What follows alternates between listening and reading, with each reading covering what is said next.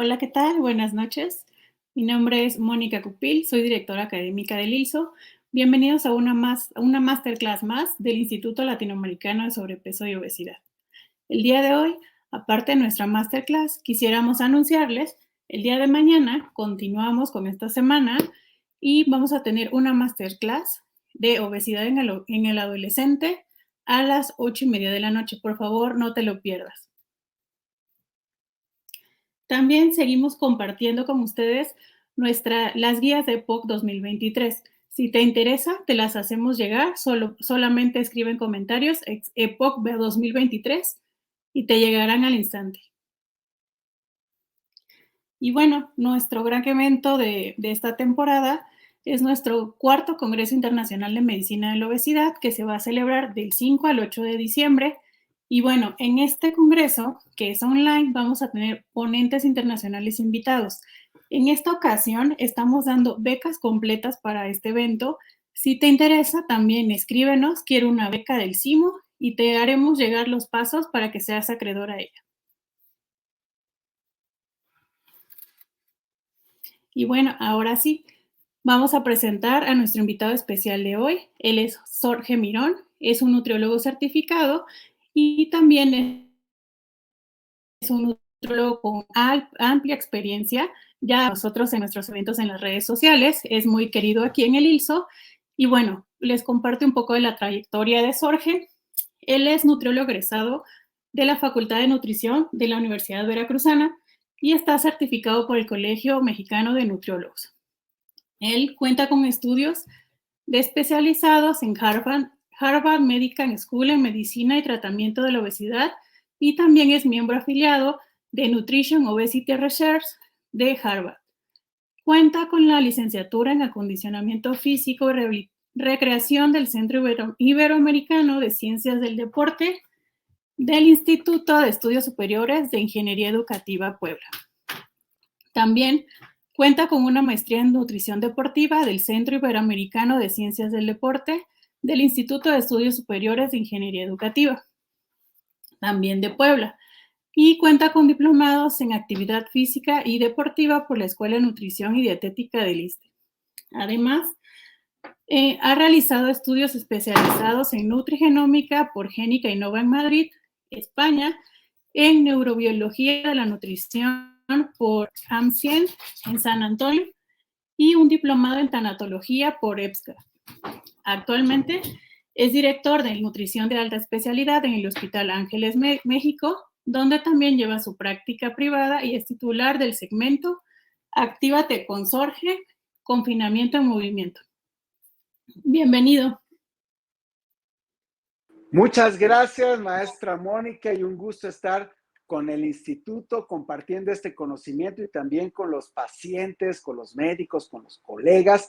Y bueno, vamos a estar en una noche prácticamente de nutri-terror, pero de nutri-alivio para muchos que viven con la diabetes y también para los especialistas en nutrición y medicina. Gracias, Jorge, por participar con nosotros. Eres muy popular en las redes sociales y creo que el día de hoy va a ser una plática muy activa. También le queremos decir a nuestro público que si tiene alguna duda, puede escribirla y al finalizar las vamos a atender con mucho gusto. Pues, muy bien. Bienvenida y adelante. Muchas gracias y bueno, buenas noches a toda Latinoamérica que nos está viendo, también Iberoamérica y en otros continentes, y un gran abrazo a cada uno de ustedes. Y este tema lo elegí porque siempre se complica la alimentación en la diabetes.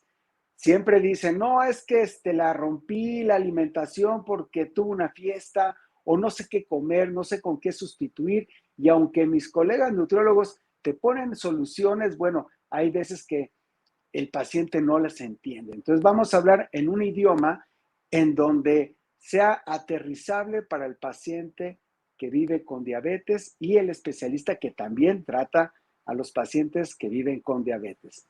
Entonces, para esto, ¿cuáles son las metas que debemos de planear con un paciente que vive con diabetes?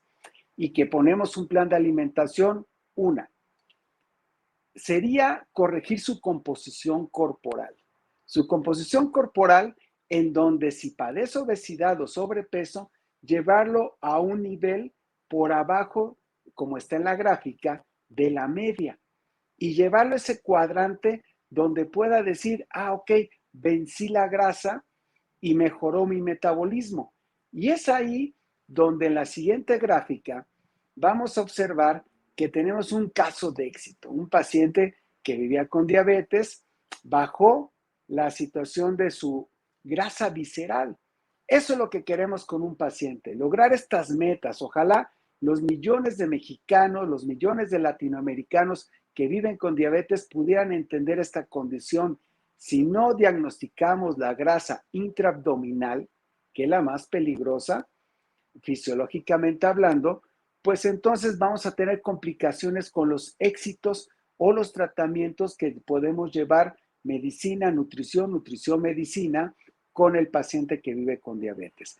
Es ahí donde podemos rascar el éxito cuando ya pasamos de una etapa muy alta de grasa visceral y llegamos al límite máximo superior de la normalidad.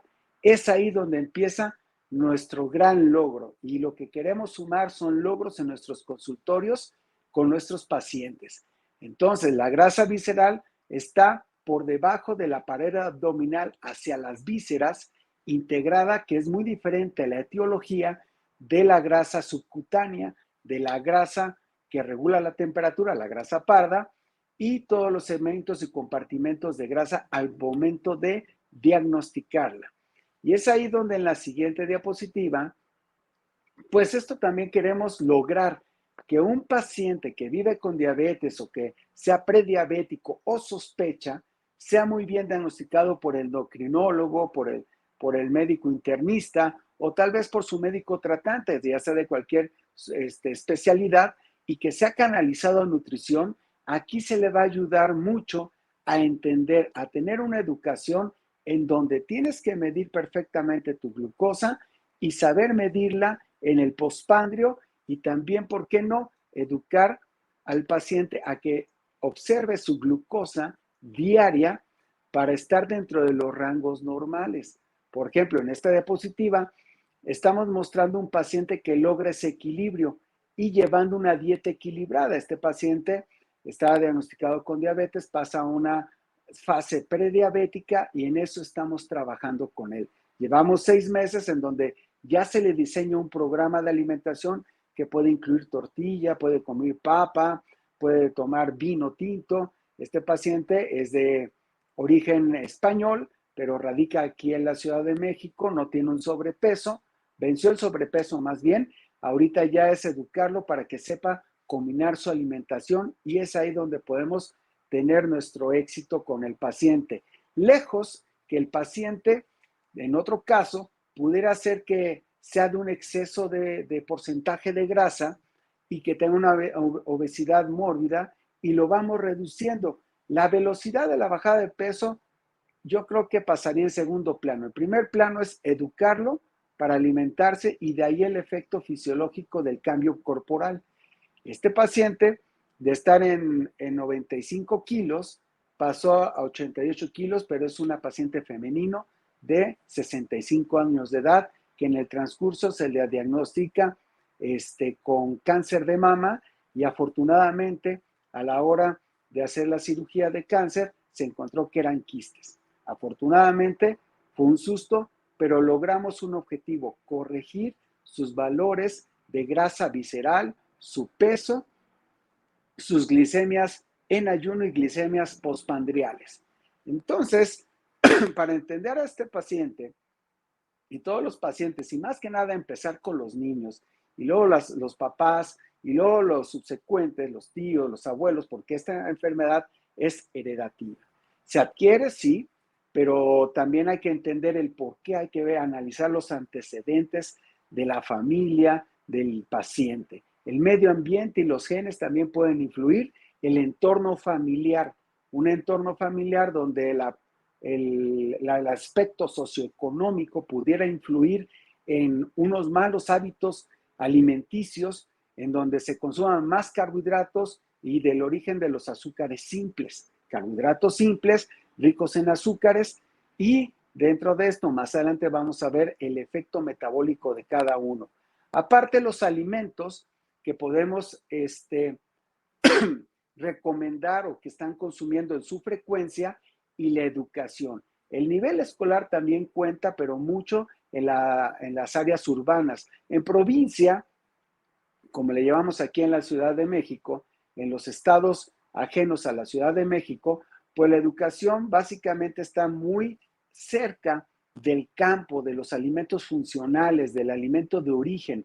Aquí en la Ciudad de México, que como somos 22 millones de individuos viviendo aquí, entonces tenemos acceso a otro tipo de alimentación. Entonces, la regionalización es bastante importante para que se adapte el plan de alimentación de una persona que vive con diabetes. Obviamente el seguimiento profesional, como lo vieron en las anteriores diapositivas, es entablar una tecnología de diagnóstico sobre la base de la grasa visceral. Para evitar complicaciones metabólicas, logramos diagnosticarla, nos ponemos meta, al igual que la grasa intramuscular.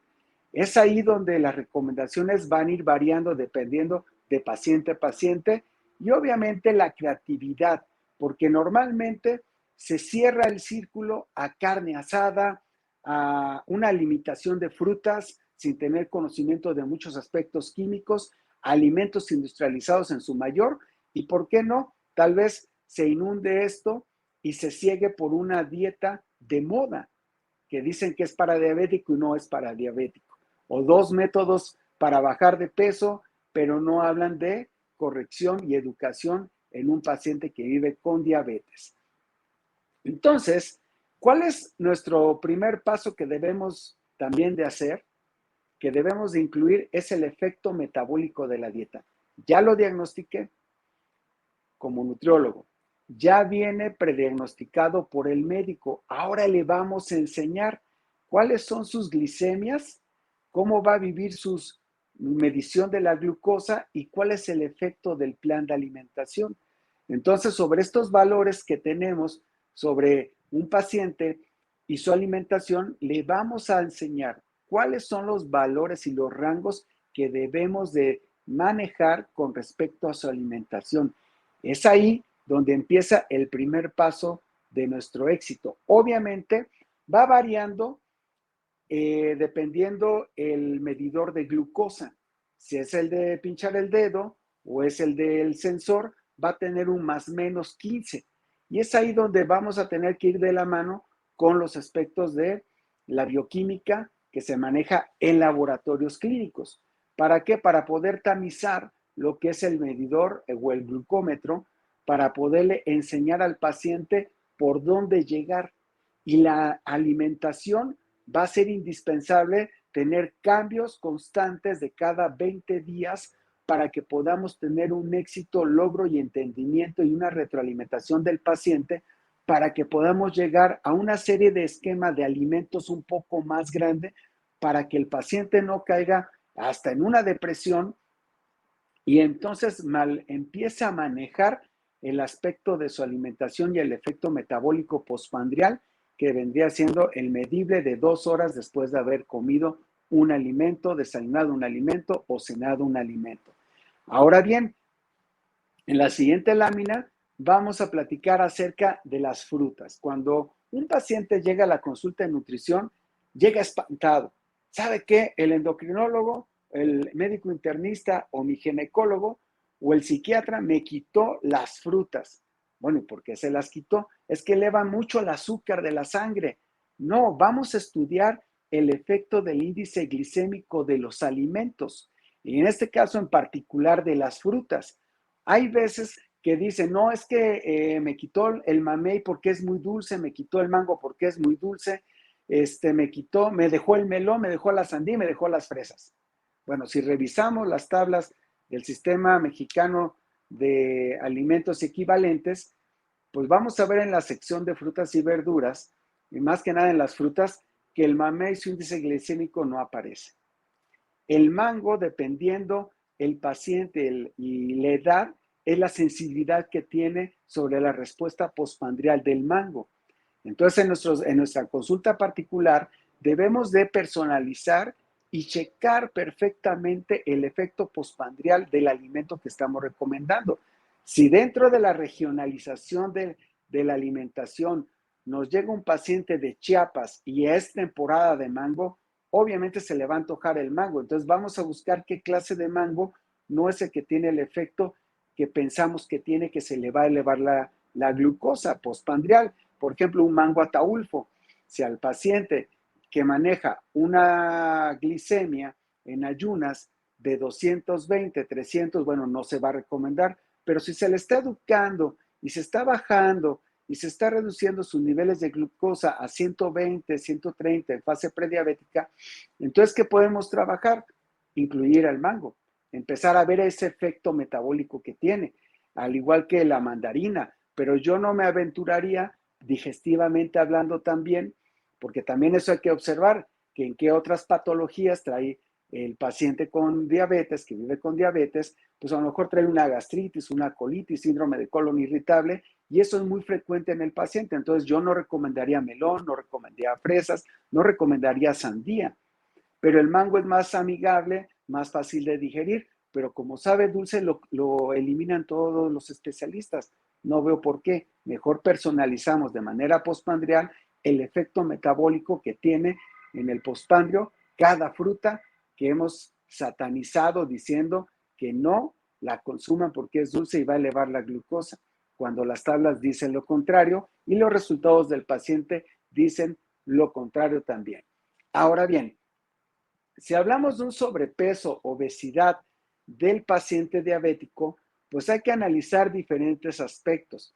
¿Qué plan de alimentación le debo dar? Tenemos 6 tipos de dietas, 6 tipos de planes de alimentación. Una baja en carbohidratos, que sería menos del 45% de los carbohidratos, o alta en carbohidratos y baja en grasa, o la de baja en grasa, pero normo carbohidrato, del 50%, 55% de carbohidrato, de hidratos de carbono y 20% de grasa a menos. Entonces, el efecto, ahorita lo vamos a ver. O si no, una dieta de alta cantidad de proteína, en donde manejas porcentajes mayores del 35% con limitación de carbohidratos para los vegetales y comiendo algunas frutas y omitiendo bastantes frutas. Pero, ¿qué pasa en estas situaciones? En estas 3 planes de alimentación va a haber una ausencia, deficiencia de aporte de vitaminas. Ojo, porque entonces las dietas de moda, la keto, el ayuno intermitente, pues van a tener esa deficiencia. Ya en una plática anterior con la doctora Amanda, pues ya platicó acerca de este asunto y lo discutimos en su conversación, en su conversatorio, acerca de la suplementación de vitamina cuando el paciente llega bajo ese esquema de dieta keto, de dieta de ayuno intermitente o dieta de muy bajo de carbohidratos. Ahora bien, la que a mí me gusta mucho es para el paciente que vive con diabetes y tiene obesidad o sobrepeso, es la dieta de índice glicémico bajo. Es ahí donde elegimos cuáles son los alimentos que tienen índice glicémico bajo, básicamente los carbohidratos o los hidratos de carbono, y sobre eso vamos a alimentar el alma del paciente. Hay muchos alimentos que se prohíben por no conocer este índice. Ahora bien, la baja en calorías también limita el aporte calórico, independientemente del gasto. Entonces, te lleva al extremo del consumo mínimo de calorías. Pero ¿qué estamos maleducando al paciente? Tal vez en un aporte de vitaminas también, o bajo consumo de agua por la situación de perder grasa rápidamente. Entonces, mejor también volteamos ahí a ver la dieta muy baja de calorías, ¿sí? Y entonces ahí ese esquema yo lo manejaría, sí, para pacientes que están encamados, que ya traen un sobrepeso gigante de más del 150% tal vez, Ahí es donde empiezas a manejar este tipo de pacientes, ya es un poco más de nivel clínico, apoyado de un médico internista, de su endocrinólogo, haciendo equipo. Y en todas las demás dietas es hacer un equipo entre el médico tratante, el nutriólogo y bienvenido sea el psicólogo y el entrenador físico. ¿Para qué? Para que tengamos un mejor desempeño en la reducción del porcentaje de grasa y en este caso el manejo de hábitos acerca de lo que es la reducción del peso. Pero bueno, veamos que cualquiera de las 6 dietas va a tener un efecto. Tanto la de muy baja de carbohidratos como la de muy baja en grasa va a tener un comportamiento de reducción del peso semejante y después va a haber una recuperación del peso semejante a 1 año de distancia, a 2 años de distancia. Entonces, sea la dieta que ustedes quieran manejar, va a tener un efecto sobre el peso. Pero, ¿qué pasa con las glicemias? Depende mucho de la química de los alimentos, de la combinación de los alimentos e incluso de la moda que estén empleando en ese plan de alimentación. Entonces es ahí donde debemos también entender que el efecto del estilo de vida del paciente, por ejemplo, en el caso del sueño, en donde aumenta la leptina, perdón, disminuye la leptina, aumenta la grelina, entonces aumenta el apetito. Si no manejamos estos ciclos del sueño, entonces vamos a tener un efecto negativo sobre el metabolismo. Y es ahí donde tanto la glándula tiroides va a reducir su producción de hormona y vamos a tener un gasto energético mucho menor y no vamos a poder elevar esa parte de la actividad física por toda la fisiopatología que conlleva todo esto. Y va a haber una ganancia de qué? De porcentaje de grasa, de peso y se va a complicar desde una resistencia a la insulina hacia la diabetes y vamos esto a estudiarlo por parte del sueño. Ahora bien, si nosotros manejamos los ciclos bien del sueño, tenemos que manejar perfectamente los ciclos circadianos. Estos relojes circadianos, que los relojes biológicos, vamos a manejarlos perfectamente con los horarios y los hábitos del sueño. El hábito de que a qué horas te despiertas, a qué horas te duermes, si el sueño es reparador y completo, entonces si no lo tiene, lo empezamos a analizar con psicología, luego psiquiatría y platicarlo con el médico internista, hacer sinergia y crear un plan para el paciente. ¿Por qué? Porque entonces las glicemias postprandiales y las de ayuno van a estar alteradas y aun cuando tengamos un estudio grande de qué alimentos están afectando sus glicemias, si no corregimos el factor de los relojes biológicos y el efecto del sueño, entonces vamos a tener una elevación de la glucosa. Entonces, ¿la dieta tendrá que ver algo en esto? No, son los patrones de hábitos del sueño. Pero también hay otra situación, la regulación del balance energético y control de la ingesta dirigido por los neurotransmisores de recompensa y todo el aspecto de los cerebros que maneja nuestro cuerpo. El cerebro hedónico, nuestro cerebro metabólico y el cerebro en donde va a dirigir perfectamente la parte hedónica, metabólica, en donde tú vas a dirigir qué es lo que vas a querer o el control molecular de los alimentos, en donde el intestino va a tener la conexión hacia el estómago hacia el cerebro y esos van a tener esas vías neurológicas para qué y del sistema nervioso para poder balancear y censar ese peso molecular del alimento. Por eso es muy importante, lejos de la glicemia, lejos del efecto metabólico de la dieta, es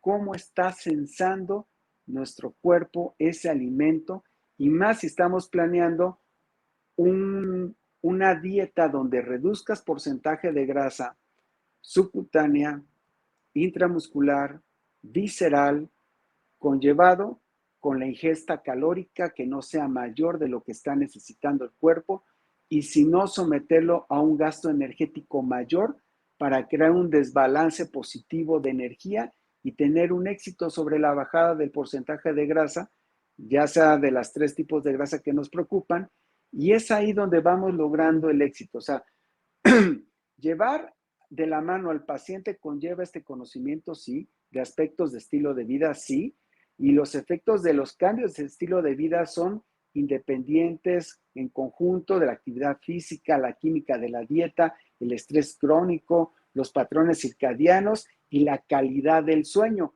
Pero gran sorpresa, ¿qué va a suceder? Que todo se interrelaciona.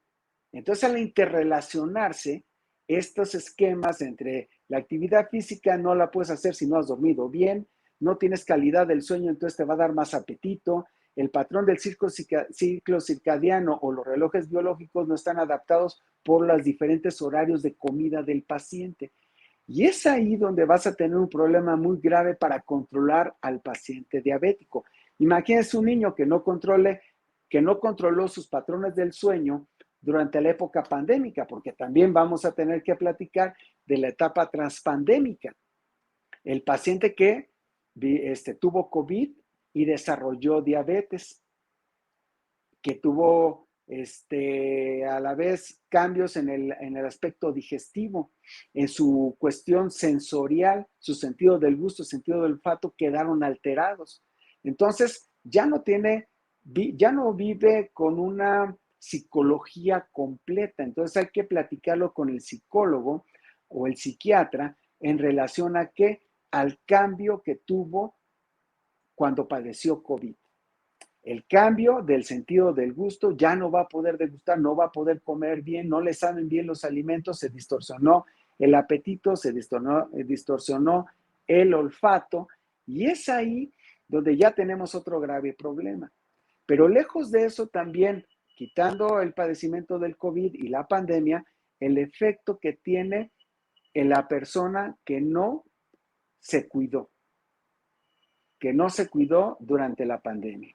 Entonces es ahí donde tenemos que analizar perfectamente el punto de vista de estos 5 factores.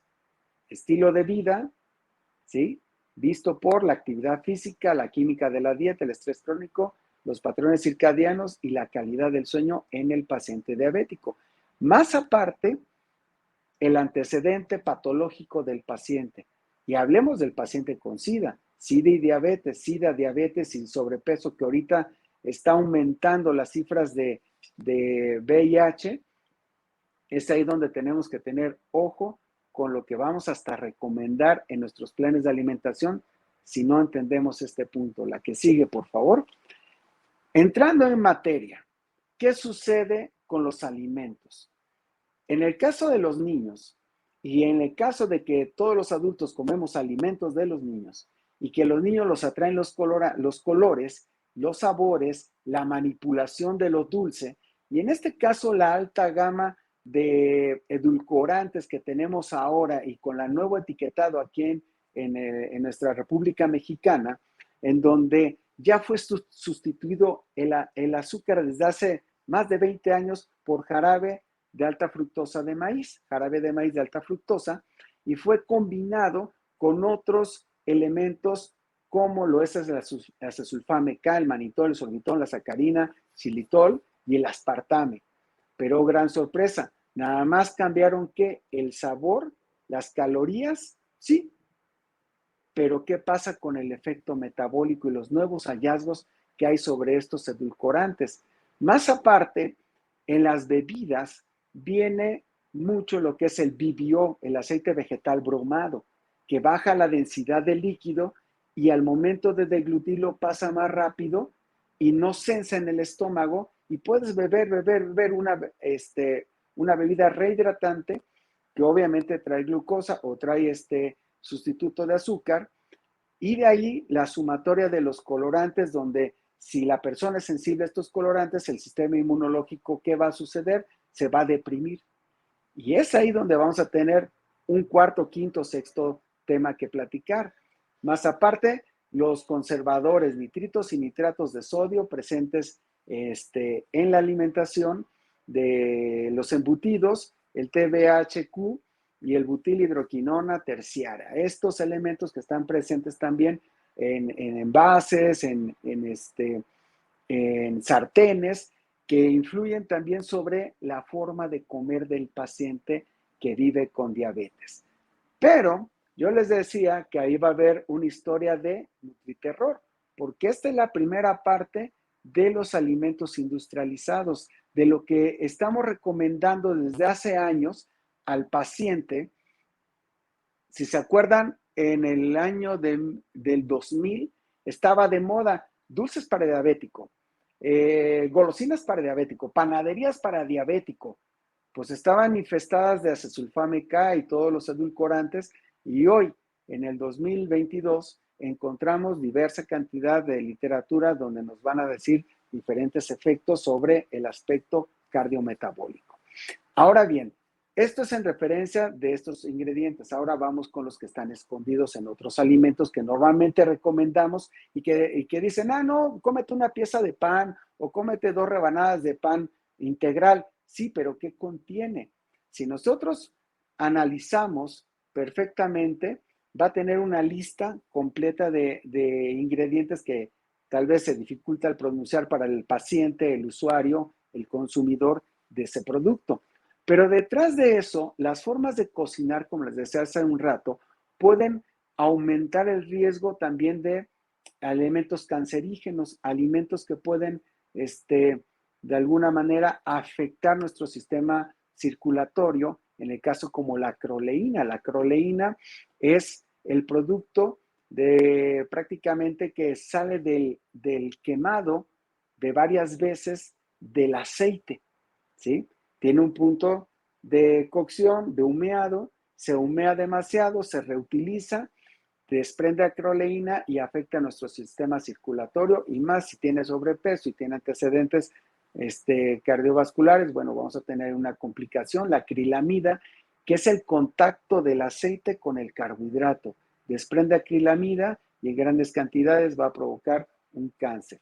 La celulosa presente en algunos quesos industrializados, la melamina como complemento de proteína dentro de algunos yogures baratos en otras regiones del país, no en Ciudad de México, sino en las rancherías, en los pueblos, donde se encuentra este tipo de productos de dudosa procedencia. La melamina es para complementar la proteína que está ausente dentro de lo que viene siendo un alimento lácteo e imitación a yogur. O los productos organoclorados que están presentes en las ensaladas que tanto recomendamos o recomiendan, que dicen, no, consume ensaladas porque es más saludable. Pues no, van a tener sustancias organocloradas. O consume demasiado pescado y va a tener metilmercurio afectando el sistema nervioso del producto cuando la madre está embarazada. Los polímeros que desprenden los envases, donde hay un refresco, donde incluso hay agua, y al contacto con el calor desprende sus polímeros contaminando el alimento. ¿Qué hizo la industria alimentaria en respecto a los envases de plástico y que se vio afectado el sabor? Bueno, no corrigieron el envase, simplemente agregaron o mejoraron su fórmula para que supiera más dulce o supiera más deliciosa. Si nos ponemos a observar, y háganlo como especialistas en la medicina de la obesidad, pues vean y prueben un refresco de refil, un refresco de lata, un refresco de vidrio y una bebida gaseosa en envase de PET, y los tres tienen diferentes concentraciones de sabor de dulce, del sabor de cola o del sabor del que desea representar la bebida gaseosa o el refresco.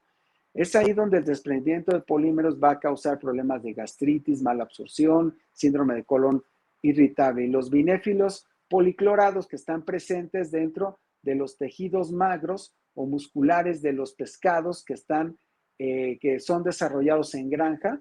Entonces esto abunda en ese tipo de pescado, que nosotros empezamos a recomendar pescado por recomendar básicamente omega 3 para el paciente que vive con diabetes. La siguiente, por favor. Al igual les platicaba sobre otro elemento que va acompañado, por ejemplo, de los panes que se manejan como sustitutos de libres de gluten, como el almidón pregelatinizado, modificado, el glicolato de sodio de almidón, dextratos, dextrinas, maltosas, maltodextrinas y colorante caramelo 4. Todo eso abunda en un pan sustituto que se denomina gluten free. o también está involucrado dentro de los productos que son keto, al igual que los edulcorantes. Entonces, ¿qué le estamos dando al paciente? Una bomba de elementos que no permiten también la absorción de ciertos nutrimentos. Entonces, si la dieta es baja en carbohidratos, si le estamos dando un gluten free, ¿será bajo en carbohidratos? No, se va a hacer elevado en ciertas sustancias químicas que van a afectar la digestión y el metabolismo de la persona y la absorción. La siguiente, por favor.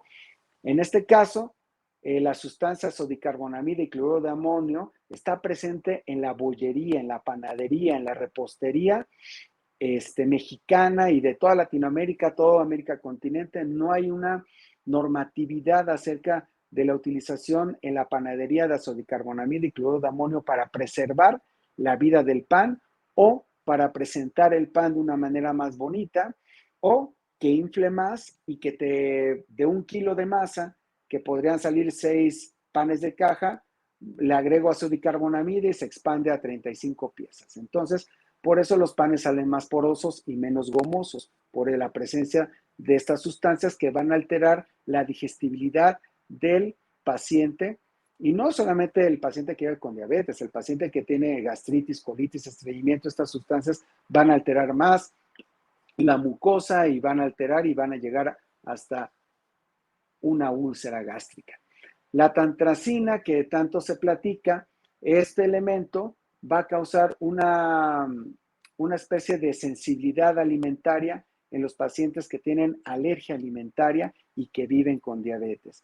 Al igual que el glutamato monosódico, proteína vegetal, que viene sustituyendo a la proteína animal. Y es ahí donde dices, híjoles, ¿la industrialización de los alimentos nos está viendo la cara? Sí. ¿Y esto afecta el metabolismo y las glucosas postprandiales? Sí. La absorción de vitaminas también. Y todo esto va a afectar a la microbiota intestinal.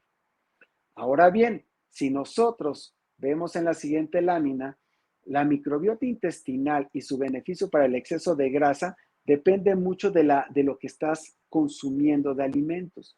Entonces, la proliferación de ciertas familias, y no nos vamos a entretener en este tema tan maravilloso de la microbiota intestinal, pero también se ve afectado por el medio ambiente, en donde el medio ambiente, tanto la parte farmacológica, la contaminación, va a afectar lo que es el ambiente intestinal, nuestro segundo cerebro, y donde estamos pensando de una manera de mejorar el aspecto de nuestro sistema inmunológico.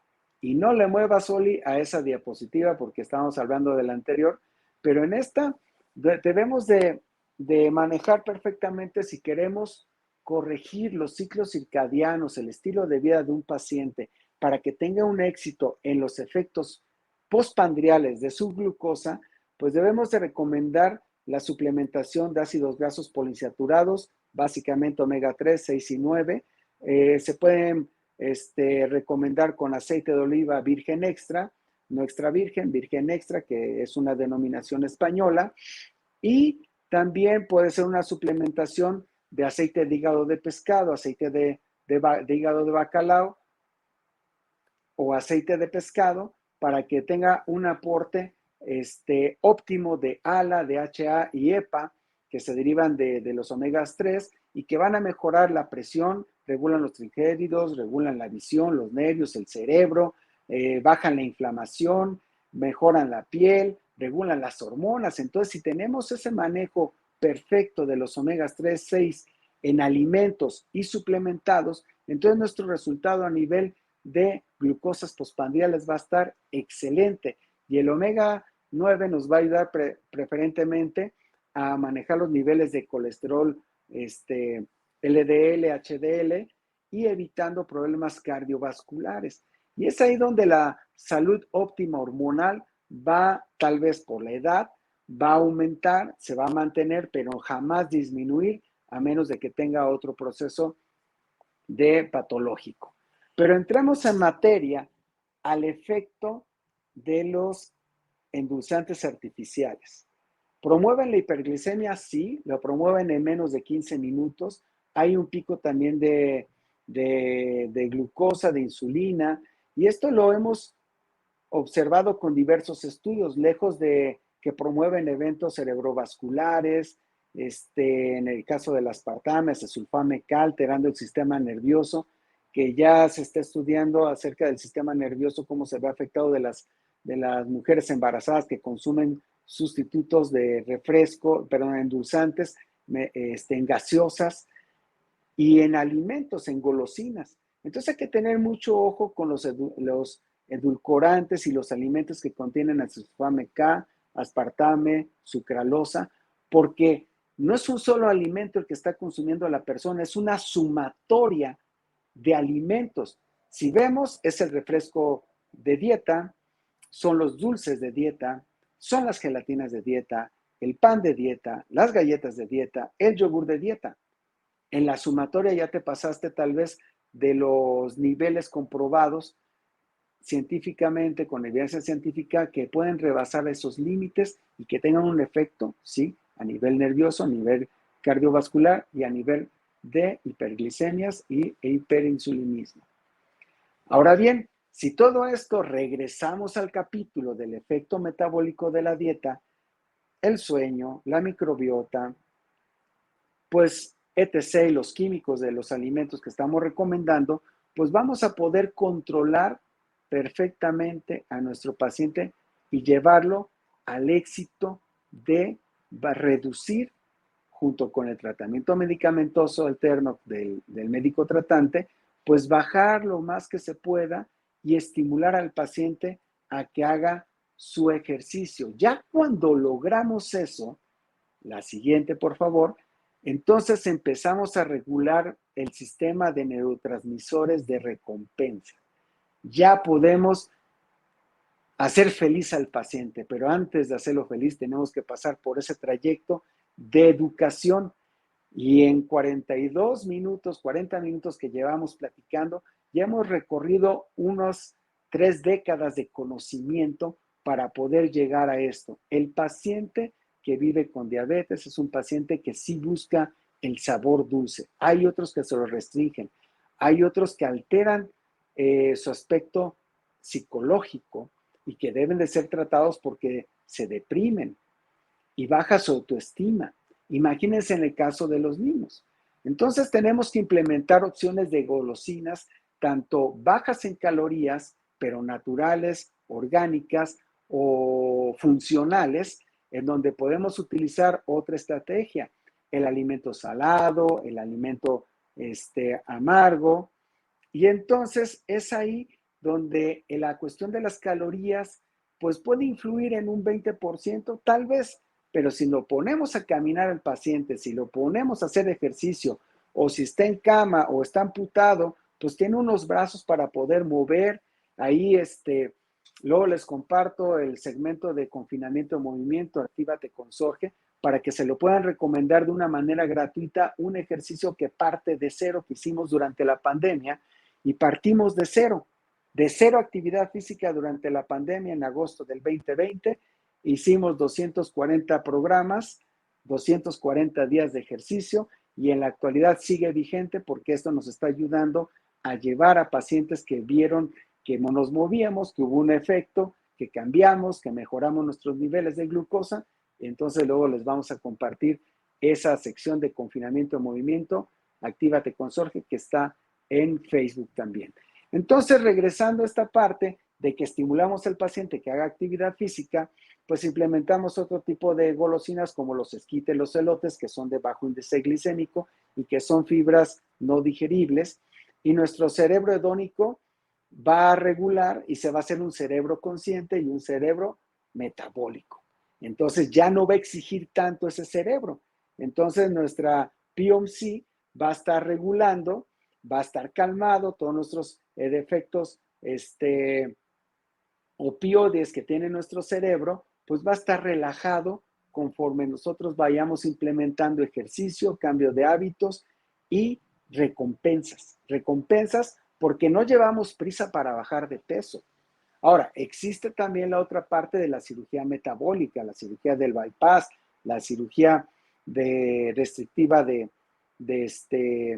de la manga gástrica, ahora el clip gástrico. Podrían ser soluciones, sí, pero son drásticas, pero nos vamos paso a pasito y si el paciente se desespera, bueno, pues llegará la propuesta, pero por lo mientras hay que implementar estrategias de sensación de plenitud también con alimentos gelificantes o tipo nieve, tipo frappés o tipo aguas de temporada, pero con chía y se vuelve espeso o se vuelve gelatinoso y se vuelve un postre muy atractivo para los niños.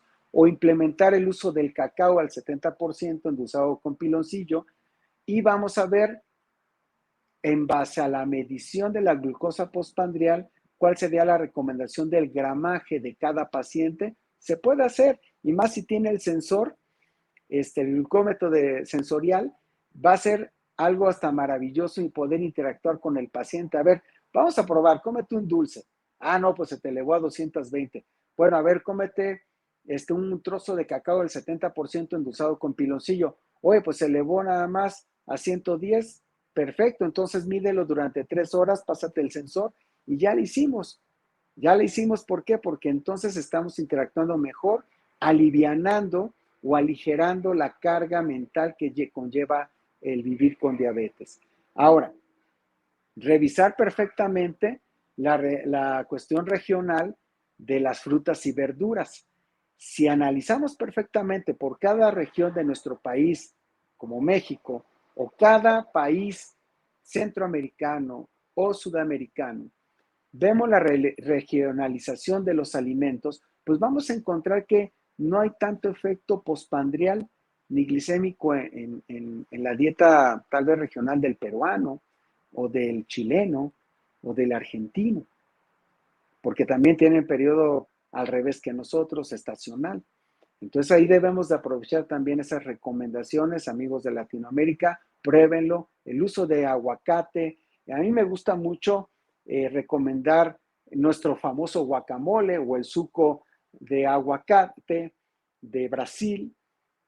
Sí ayuda y tiene efectos hipoglucemiantes, la calabaza cruda, como lo ocupan en otros países. Entonces, informémonos perfectamente de otras alternativas que hay en otros lugares, regiones, y lo probamos con nuestros pacientes. No hacen daño y lo podemos personalizar. Ahora bien, lo que sí, y más en el público de los niños, es los cereales. Los cereales de cajita. ¿Qué estamos encontrando? Que el 70% o más del 50% del peso de un cereal son azúcares. Estos azúcares, este conocimiento era de hace 13 años, pero ahora son pocos azúcares y demasiados edulcorantes. Entonces tenemos que corregir la educación nutricional y fomentar el uso de la avena, del amaranto, de la chía, incluso del arroz, hacerlo tipo atole, en donde veamos el efecto postprandial para poder recomendar un cereal. Pero sí, los cereales de cajita nos llevaron la sorpresa, tanto los integrales como los azucarados, pues ya no están tan azucarados, tienen más endulzantes artificiales y con el riesgo de padecer ahí enfermedades cardiovasculares.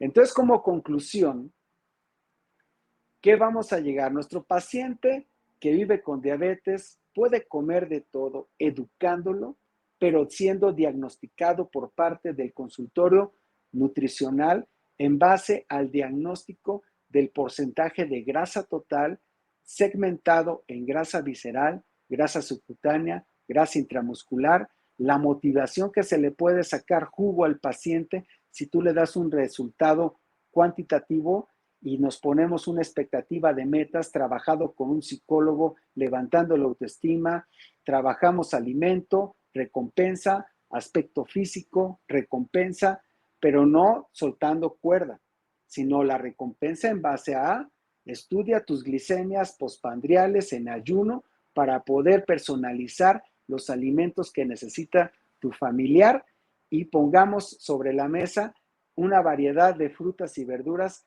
que a lo mejor te puedes comer la mitad y la otra mitad la compartes o la guardas para el ratito, o me como todo el plátano, en el caso del plátano rojo, me como todo el plátano, ¿y qué tengo que hacer para que reduzca y no aumentar mis dosis de metformina o mis dosis o mis bolos de insulina? Así que, mis estimados colegas médicos y personal de salud del ILSO, nuestra meta siempre va a ser la medición en el paciente, pero lejos de la medición de la sangre, de la glucosa sanguínea, tenemos que medir este total de grasa intraabdominal. Esa grasa que necesitamos que el paciente reduzca para mejorar sus condiciones de salud de la diabetes, y si se viene la reversión de la diabetes, perfecto.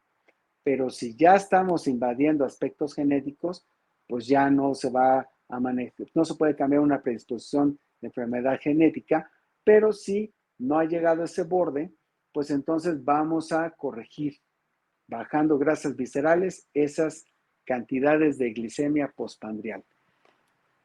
Me da mucho gusto compartir este conocimiento en tan poquito tiempo. Como lo dice mi señor padre, tú eres lo que comes, así que aplícate. Les doy muchas gracias al ILSO, maestra Mónica, muchas gracias, en especial al doctor Víctor Hugo Córdoba por su invitación, su amable muy amable forma de expresar que esté por acá. Me encanta, mi estimado amigo, mi brother. Y pues muchas gracias, dejo ahí mi red social de Instagram, mi website para cualquier pregunta, pues ahí me lo pueden hacer personalmente por inbox. Un placer y un gusto compartir este conocimiento, y pues que vengan las preguntas, porque de aquí van a salir muchas dudas, tenemos mucha bibliografía que compartir, mucho conocimiento, pero son 30 años de conocimiento y de experiencia que llevamos en este ámbito, mejorando calidad de vida y alegrando los corazones y la autoestima de mucha gente. Muchas gracias. Gracias, Jorge, por esta fantástica presentación, llena de muchísima información y sobre todo interesante, y de todo lo que los profesionales de la salud tenemos que capacitarnos y aprender, de no solamente cuidar los aspectos, pues, de calorías, sino la calidad nutricional de todo lo que nuestros pacientes consumen. Y bueno, Así es. Sí, aprovechando. porque si Uh-huh. vimos, la industria alimentaria ha hecho lo que ha querido con nosotros, y nos ha jugado muy chueco, tal vez por desconocimiento y nosotros por seguirle la corriente. ¿Te acuerdas que hace muchos años decían, no, que dulce para diabéticos? Ah, pues vamos no tan lejos, la miel de agave, Sí. que es buena para diabéticos, pero cuando tú le mides la glucosa postprandial a un paciente que consumió su jarabe de agave, en 2 horas y media la tiene, pum, disparada, no es inmediato. Entonces, por eso es importante que el manejo del glucómetro para personalizar la dieta va a ser una inversión, pero vale la pena por su sentido del gusto, su autoestima y su aspecto de mejorar la calidad de vida. Sí, y sobre todo cuando hablas de, o cuando hablamos de dieta personalizada o de un plan de alimentación personalizado, no solamente, pues, o sea, el decir, vamos a ponerle lo que a ti te gusta, el alimento que a ti te gusta, se queda corto, ¿no? Es toda la Sí, respuesta metabólica, los alimentos, ni siquiera es igual de una a otra persona, como nos pusiste incluso ejemplos de tus propios pacientes. sí, fíjate que esa parte de la medición le gusta mucho al paciente, le gusta ver esas gráficas. Ahora que los chavos ya son más estudiosos, se involucran en todo, y que en esta vida que nos está abundando los tiktokeros, los youtubers, pues con bases científicas se le tiene que demostrar al paciente, decir, mira, aquí está tu gráfica, tú lograste esto comiendo sanamente. Tu amigo que siguió la suplementación del instructor o del pseudo, vamos a poner pseudo especialista de salud, pues no tiene resultados cuantitativos. Tal vez sí bajaste de peso, pero mejoraste tus glicemias. Entonces es ahí donde se desenmascaras toda esta situación de la industria alimentaria. Sí, y bueno, aprovechando, aquí muchos colegas tuyos te mandan muchas felicitaciones, Gracias. saludos, inclusive el doctor Córdoba. admirando tu gran trayectoria y sobre todo ese entusiasmo que tienes y transmites esa alegría a los pacientes, porque sabemos que cuando tenemos pacientes que padecen sobrepeso y también aparte diabetes, llegan a tener como esta depresión y esta como mala asociación de ya no voy a disfrutar la comida, le tienen miedo a las frutas, ya no puedo comer.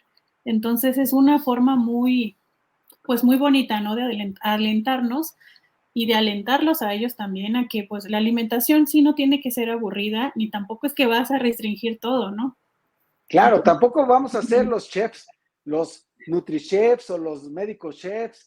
No, no, no, los doctor chefs, no. Simplemente que aprendamos las bases esenciales, qué es un freído, qué es un empanizado, qué es un capeado y qué involucra. Por ejemplo, tenemos nosotros ahí en el consultorio un aceite virgen extra, no extra virgen, virgen extra, en donde la característica para llevar el sello es de que tú cosechas, arrancas la aceituna y en menos de 10 minutos ya está procesándose y se está extrayendo a punto de envasarse en menos de 10 minutos. Eso conserva todas sus propiedades funcionales y sí tiene efecto sobre las glicemias postprandiales, tiene un efecto hipoglucemiante. Aquello que decían de lo milagroso del aceite de oliva solamente se encuentra en ese proceso para hacer un aceite virgen extra. AOVE es el sello y en Latinoamérica y en específico me parece que en Perú y en Chile ya existe ese aceite. Nosotros lo tenemos aquí en México, se vende en el consultorio y tiene un éxito total porque el sofreído que se le puede aplicar a los alimentos no altera la composición química ni de la sartén o del recipiente donde está cocinando y mucho menos el enlace con el alimento de proteína. No carboniza y no tiene elementos cancerígenos. Al igual, si tú quieres hacer un empanizado, que eso me explicaban los científicos del aceite, debe de realizarse en una olla de acero quirúrgico y puedes sofreír con ese aceite hasta 10 veces, reutilizarlo 10 veces sin crear acroleína, sin poner en riesgo tu sistema cardiovascular. Obviamente esos hallazgos están muy bien guardaditos, no lo aplican porque ellos ven la parte culinaria. Nosotros vemos la parte funcional como nutriólogos y pues eso se lo da al paciente. Nosotros tenemos que ser scouts de los alimentos, buscar la mejor fórmula. Ser un cocinero también podría ser, porque para llegar al chef necesitas estudiar otros buenos añitos, pero sí ser un aficionado. Ser aficionado, me acuerdo de mis pininos de hace muchos años, pues me involucraron en un programa de televisión a hacer el NutriChef. Se me quedó ahí, incluso hasta se me botó una licuadora en vivo y terminé todo manchado por no saber taparla. Pero hasta eso tenemos que entrar los especialistas de nutrición a crear alimentos. Por ejemplo, tenemos una mermelada de 3% azúcar en donde hicimos una fórmula que combinamos frutas bajas en índice glicémico más condimentos y creamos unas 20 sabores de mermelada que no eleva la glucosa en pacientes con insulina, insulinodependientes, pero los que toman metformina les aumenta 5. Entonces eso es maravilloso. Y cuando les dices, oye, pues te lo puedo dar en una rebanada de pan o galleta, ya son más felices, pero no un sustituto de pan. Entonces es ahí donde tenemos que buscar. Yo creo que somos muy pocos por la edad o por la generación que llevamos dentro de nuestro perfil de estudios tecnología alimentaria, que eso es muy básico en el área de la nutrición.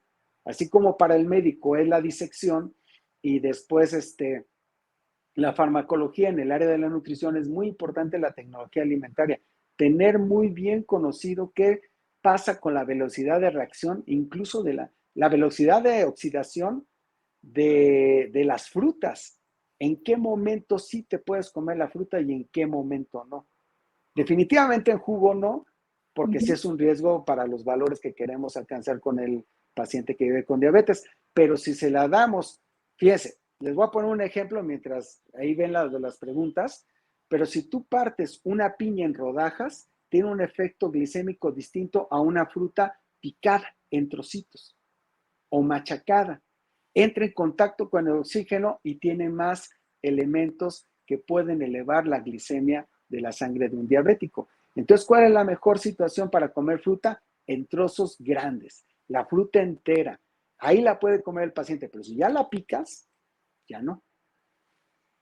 Wow, tanto de lo que tenemos que transmitirle en manera coloquial a los pacientes que a nosotros nos toca entrarle a todo, ¿no? Como dices, Así es. un poco de chef, un poco de tecnologías de la alimentación, de todo, ¿no? Para poder ya Así. darle, pues, la información así tal cual nos las estás platicando ahorita, que esa es la información que le sirve a nuestro paciente. Exactamente, y que les va a servir y aplíquenlo, aplíquenlo quienes tengan parientes, amigos que van con diabetes, que digan, oye, ¿sabes qué, Nilso? Vi una plática de un mexicano llamado Sorge, que lleva el X de México, que dice que no comas la fruta en trocitos, cómela en trozos grandes o en pieza completa, vele quitando la piel, por ejemplo, un mango, le quitas la piel, te lo comes de una manera de menos de 5 minutos, porque si no se empieza a oxidar. Y es ahí Ujú. lo peligroso de la glicemia. Si nosotros especificamos eso al paciente, el paciente hace caso al 100% y evita que la fruta se quede pelada más de 2 días. Así de sencillo. Al igual que la fruta en almíbar, por ejemplo, la fruta en almíbar se cuece en azúcar y agua, pero nunca va a penetrar el almíbar la fruta. Entonces, si tú enjuagas la rebanada de piña en agua y la secas y la partes y se la come el paciente, chécate las glicemias y ahí sí vemos de cada uno su respuesta y va, en su mayoría se eleva a 20 más, si tiene una lectura de 120 se sube a 140 y está en los límites y le das un sabor dulcecito del día que le tranquiliza y lo mantiene en paz. Pero muchos son conscientes en decir, ¿sabes qué? Mira, me la llevo tranquila, no como eso, lo evito, pero dame otro alimento que sea semejante, pero que no afecte ni 20 ni 5 miligramos por decilitro de glucosa. Ah, perfecto. Entonces, es educarlo. Sí, muy bien. Sí, es súper útil todo esto que nos cuentas. Bueno, Sí. vamos a ir a las preguntas que tenemos el día de hoy. Rosamelia García nos pregunta, ¿es verdad que es mejor la insulina que pastillas? Bueno, en este caso, las pastillas, bueno, si abusas de los carbohidratos, de los hidratos de carbono, de los azúcares, te va a dar diarrea, ¿sí? Pero en este caso la insulina, pues si te lo recomendó así, tu médico tratante debe de haber sido basado en un diagnóstico, que no me atrevo a decirlo porque puede contraponer lo que diga tu médico. Pero sí tiene más velocidad de reacción la insulina, pero si tú la sigues produciendo, tu médico se debe dar cuenta y por eso te mandó pastilla.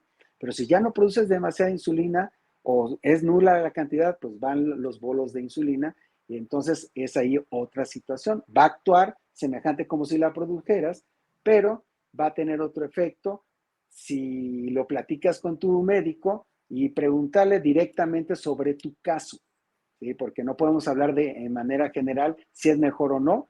Yo digo que si tienes pastillas, cuida tu alimentación, no consumas azúcares y no abuses de ellos porque vas a tener periodos de diarrea.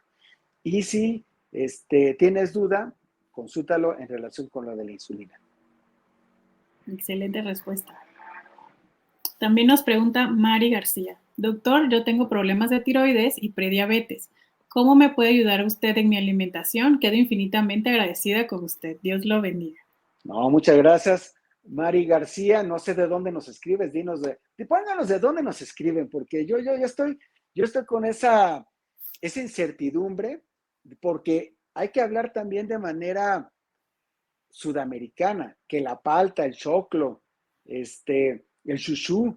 Entonces, estos alimentos latinoamericanos, porque ahorita dije de muchos alimentos y tal vez generalizando los podamos entender, pero cuando te regionalizas con pacientes de Sudamérica, bueno, sí tenemos ahí un grave tema de entendimiento, porque decir verduras no lo entienden, pero si decimos hortalizas, entienden de una forma, y si decimos legumbres, entienden de otra. Si decimos de legumbres, pueden confundirse con leguminosa. Entonces el español es bonito, pero el regionalismo es traicionero.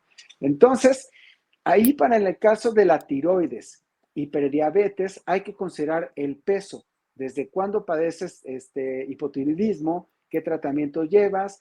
¿Qué recomendaciones te dio tu médico internista? Mira, es de aquí de la Ciudad de México. Perfecto, Mari. Entonces, debemos de analizar ese aspecto de las recomendaciones médicas y de ahí ver tu estilo de vida para recomendarte los alimentos para la prediabetes. Pero sí es importante llevar el monitoreo de la glucosa. Dicen, no, es que es exagerado que un prediabético se monitoree seguido y diario la glucosa. Oye, pues eres pre, te puedes salir del pre, pero te puedes convertir en un brinco rápidamente a diabético.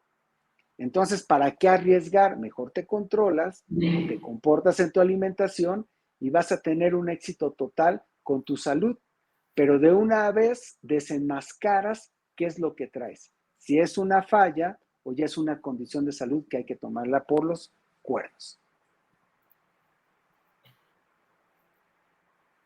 Muchas gracias. Bueno, no sé si hay alguna otra pregunta. Aquí nos debería aparecer. Sí, ok. También Rosamelia nos pregunta, ¿los alimentos que dicen cero azúcar son mejor que los light? Bueno, si son cero azúcar y te saben dulces, elimínalos. Traen las toneladas, bueno, no toneladas, sino el gramaje por afuera de la normatividad de edulcorantes. Por eso te vas a ver dulce. Vamos a poner el ejemplo de las proteínas de gimnasio. Las proteínas de gimnasio dicen protein light, ¿no? O light protein, como sea. Entonces, es bajo en carbohidratos. ¿Por qué? Porque y dicen, y sabor a cookies and cream. No, pues tienes que dobletear la cantidad de edulcorante o combinarlos para que alcances el sabor de las galletas Oreo.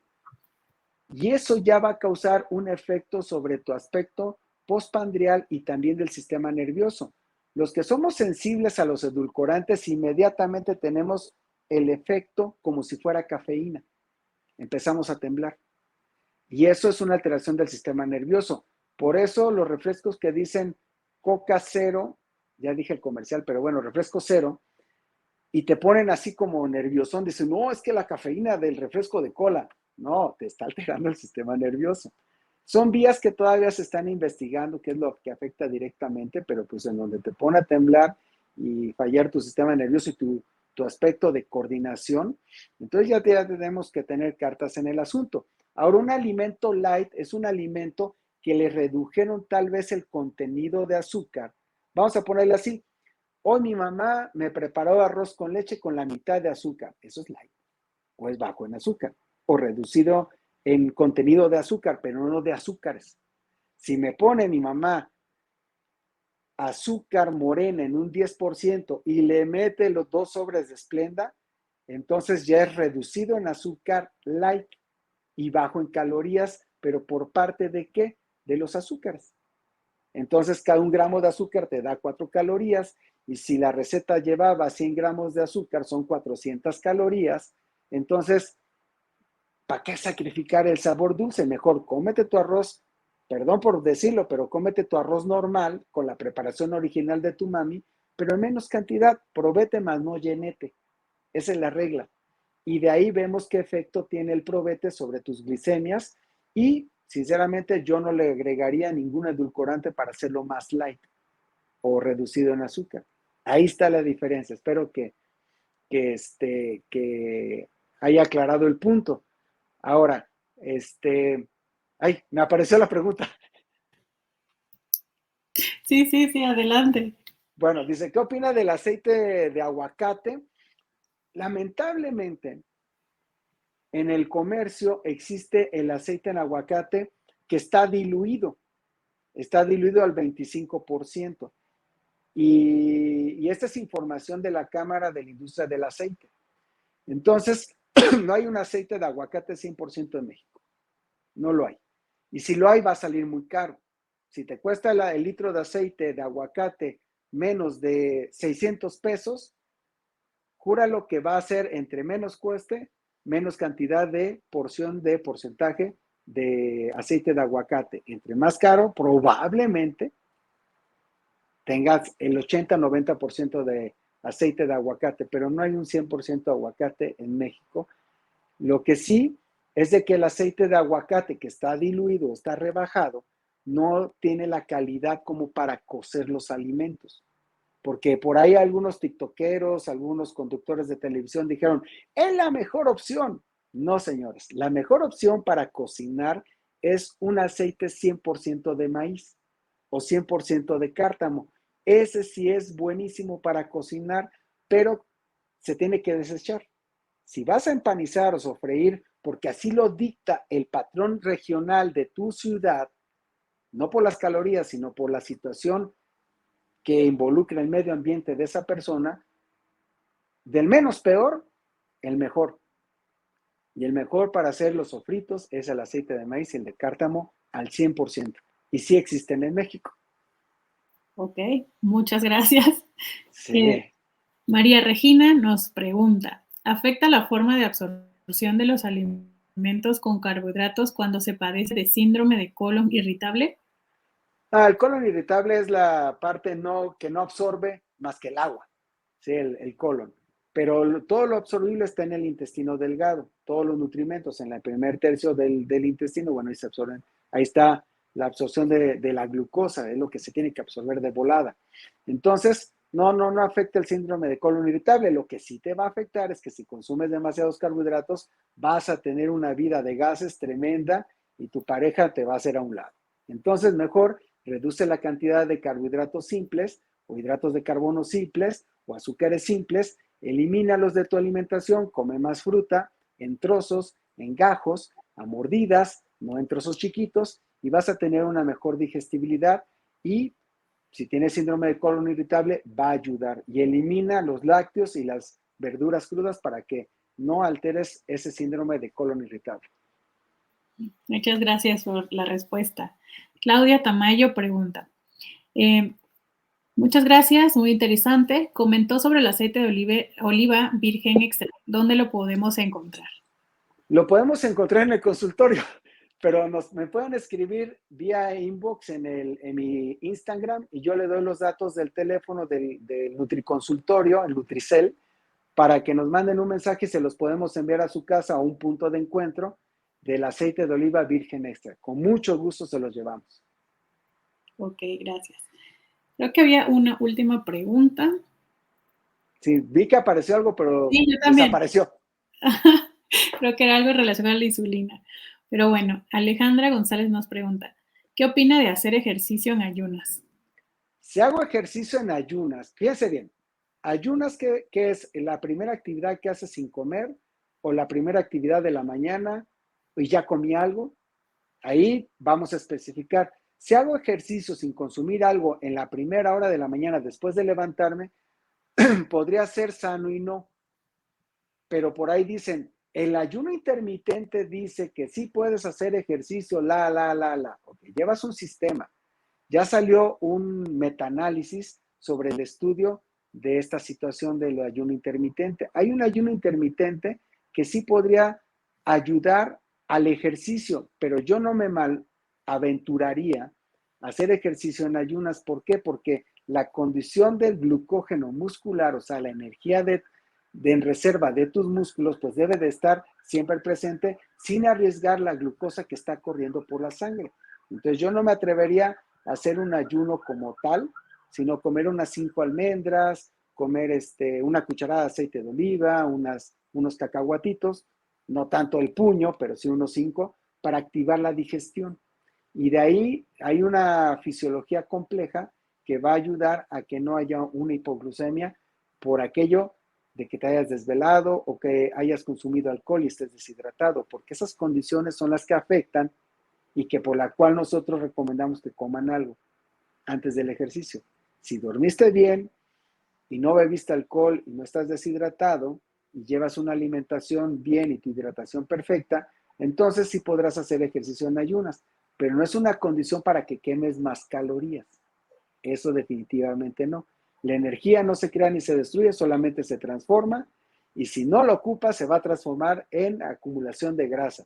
Pero si ocupas y haces una alimentación donde estés manejando perfectamente tus calorías, vas a quemar de la grasa, vas a extraer esa energía y la vas a reutilizar, va a haber desarrollo muscular, vas a manejar mejor tu insulina y adelante. Hay muchos tiktokeros, hay muchos personajes en Instagram que dicen lo contrario. que dicen lo contrario a esto, otros se contraponen, otros hasta discuten y hasta dicen que son científicos. Entonces, el que habla y mucho a ese hay que menos creerle. Entonces yo me iría más con la evidencia científica real de los expertos, de los que no hablan mucho pero actúan demasiado.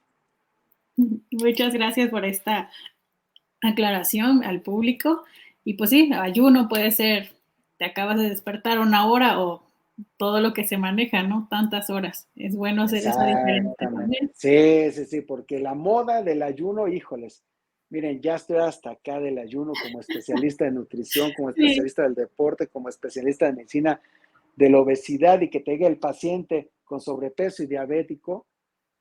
Oiga, el ayuno es buenérrimo. No, te va a poner peor. Entonces, si no, eso nos lo enseñaron desde que estudiamos el segundo o tercer semestre de la carrera y era en otras, era y sigue era. siendo en otras condiciones de salud. Muy bien. Tenemos, bueno, vamos con nuestra última pregunta. Nos preguntan, Flops, ¿qué opinas sobre el consumo de complementos para desdoblar alimentos cuando no se tiene vesícula? Superenzimas.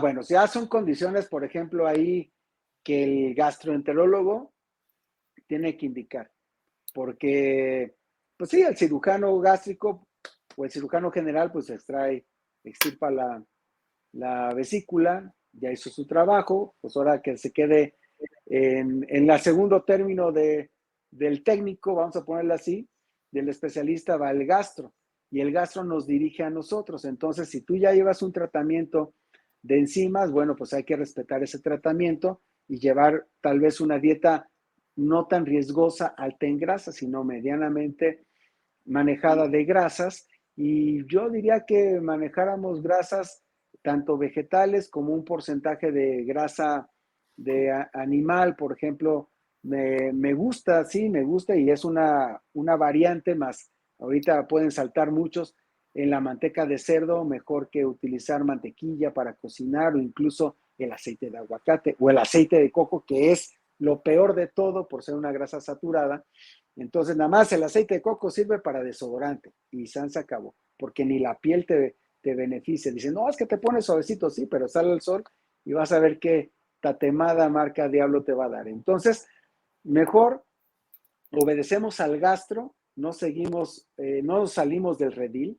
Por eso las condicionantes de salud cuando se vive con diabetes, hay que analizar todo el entorno de historial del paciente, de la enfermedad, aspectos familiares, lo que se avecina, su estilo de vida, su forma de dormir, incluso hasta la forma de beber, también influye mucho sobre la producción de enzimas o la nulificación de enzimas o la efectividad del tratamiento que te ponga tu médico. Entonces, ojo, mucho ojo con eso. Muy bien, hay que seguir las recomendaciones de cada especialista, no, no No somos generalizarlo, ¿no? todólogos, no somos Exactamente. todólogos. Yo siempre he dicho que el árbitro de esto es un médico internista, el que puede opinar de todos, pero nosotros debemos de trabajar de una manera en equipo y obedeciendo al árbitro que viene siendo el médico internista. Así es. Pues bueno, agradecemos muchísimo tu participación. Sé que esto se podría alargar porque eres una persona demasiado famosa en redes sociales y aparte pues tienes una amplia experiencia y conocimiento en muchísimas cosas que todos queremos aprovecharte. Alguna sorpresa que tenemos para pues para el público que nos acompaña hoy es precisamente que Jorge va a participar también en el Congreso Internacional de Medicina de la Obesidad, entonces este, hay que aprovechar. Sí, va a estar interesante porque vamos a hablar de lo que nadie habla. Es el éxito del paciente y adelanto para los chicos que están en duda en entrar al Congreso. Yo les diría, entren porque el plantel académico que tiene este Congreso está, pero hermosamente bien elegido, hermosamente bien estudiado. Me gustó cada tema que vi y bueno, a mí me toca de alguna manera darle esa pauta de éxito cuando tratas al paciente con obesidad, sobrepeso, llevarlo a como lo vimos ahí en las gráficas y luego llevarlo en una fase escalonada y de la mano. No que se te escape o que se infle, y va a haber momentos que tengas alguna depresión o te aceleres o te confíes porque ya de la talla 40 pasaste a 34, 36 y ya te sientes exquisito. Pues sí, estás exquisito, pero puedes estar más exquisito todavía para las chavas, entonces pues vas a bajar más. Entonces es llevar al paciente hasta donde desee o hasta donde, en este caso, el software de nuestra máquina, pues nos dicta, ¿no? Hasta aquí puede llegar y ganar músculo y dejarlo perfectamente como muchas personas lo desean, adelante. Yo los invito a que me vean en ese congreso, pero vean a todo el congreso. No se pierdan ninguna conferencia, porque bueno, de lo que platicamos en todo esto de la diabetes y todo, cada diapositiva es una materia que se va a tocar a fondo en el pleno Congreso Internacional de Medicina de la Obesidad. Un congreso donde me gusta el término de medicina de la obesidad porque es un término serio, no es de modas. Y eso le marca la diferencia a este evento. Claro que sí. Bueno, pues gracias por apoyarnos en pues en esta invitación. Yo creo que más de uno está convencido con todo lo que nos acabas de comentar. Y bueno, también aprovecho para comentarles que en esta ocasión el CIMO es completamente gratis. Solamente tienen que cubrir un costo de credencialización al instituto, 290 pesos ya con IVA incluido, y esto te da beneficios exclusivos para nuestras próximas ofertas y aparte el acceso al CIMO. Recuerden que es del 5 al 8 de diciembre y si se quieren inscribir, manden el código, escriban el código CIMO 2022 y les haremos llegar todos los pasos.